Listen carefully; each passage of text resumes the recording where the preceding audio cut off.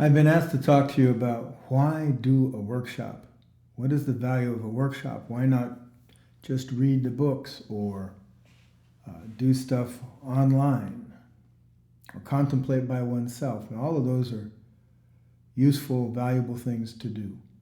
And you can get very far contemplating by yourself. But I want to invite you to consider a few things. First of all, when people ask, why would I do a contemplation intensive, for example? I could contemplate at home. My response is, yeah, you could, but do you? So that's one of the first questions to ask. It's like, do you? Would you?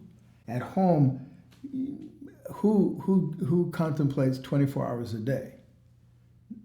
Pretty much nobody. If you contemplate every once in a while. And that's a very different matter than contemplating on end, day after day, day after day, 24 hours with nothing else to do, being taken care of, having focus, and also a facilitator helping you in the effort. These are very different, something you can't do on your own. So an intensive is really an amplification of your own efforts that you try to do when you're by yourself. But there's a much even bigger reason to do workshops, like the consciousness workshops, like the experiencing the nature of being workshops and other such workshops. The material we do is different than in the books, and a lot of it is the same. But the primary reason is that there's a relationship when you're in facilitation, when you're in a workshop. There's a relationship. There's a relationship with a facilitator, and there's a relationship with other people. This changes the dynamic phenomenally. It's difficult to grasp how much that changes your efforts. Say when you're at home, when you're even reading the books, and I have to share with you that I work with people that read the books all the time. Nobody understands the books completely. There's lots that goes missed. And why is that? Why is that? Well, because when you read the books or you work on your own, by yourself, you're working solely with your own mind and within your own mind. So everything goes on inside your mind, and that's what you get. Now, it's good to do that, but stuff that is outside your mind is not going to occur for you. It's very difficult and very rare indeed for anybody to be able to even consider matters outside of what they can think, what their own experience is, how they perceive things. It's very difficult. A facilitator, on the other hand, a skilled facilitator, can help you do that. And when you enter into a relationship with somebody, first of all, there's a power there that's not there by yourself, because there's another being there. And they're, in theory, in this case, another being who is conscious of stuff you are not conscious of. And they facilitate you and work with you to assist you in becoming conscious of the material. To make leaps in your own consciousness. And that relationship, that facilitation, that dialoguing, that going into places and looking at things you would not even think about looking at on your own, creates a much more powerful experience than you can do by yourself. Plus, you have a live, conscious entity across from you, working with you. And that you can't do by yourself. See, by definition, you can't have a relationship all by yourself.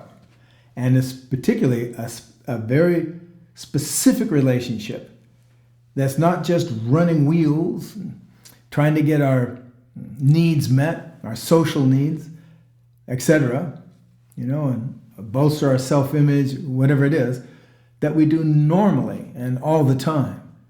But a relationship that's committed to your consciousness, to your growth, to you grasping, understanding, experiencing stuff you've never grasped before, you've never experienced before, becoming conscious in a way that you've never been before.